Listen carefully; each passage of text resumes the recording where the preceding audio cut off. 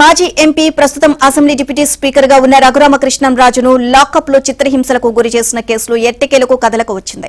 ఈ కేసులో ప్రధాన నిందితుడైన నాటి CID chief PV Sunil Kumar ను పోలీసులు నోటీసులు జారీ చేశారు. ఇక డిసెంబర్ 4న గుంటూరు సిసిఎస్ కార్యాలయంలో విచారణకు హాజరు కావాలని వాట్సాప్ లో పంపిన నోటీసుల్లో పేర్కొన్నారు. ఇవాళ వారు స్వయంగా నోటీసులు అందజేయనున్నారు. ఈ కేసులో ఐపీఎస్ అధికారులతో పాటు మాజీ సీఎం జగన్ తదితరులు నిందితులుగా ఉండడంతో కేసు విచారణను అప్పటి ప్రకాశం జిల్లా ఎస్పీ దామోదర్ కు అప్పగిస్తూ ప్రభుత్వం అప్పట్లోనే ఆదేశాలు జారీ చేసింది.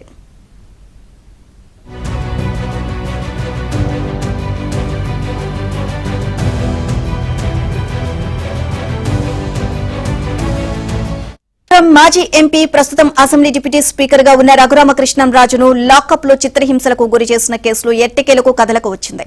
ఈ కేసులో ప్రధాన నిందితుడైన నాటి CID chief PV Sunil Kumar ను పోలీసులు నోటీసులు జారీ చేశారు. ఇక డిసెంబర్ 4న గుంటూరు సిసిఎస్ కార్యాలయంలో విచారణకు హాజరు కావాలని వాట్సాప్ లో పంపిన నోటీసుల్లో పేర్కొన్నారు.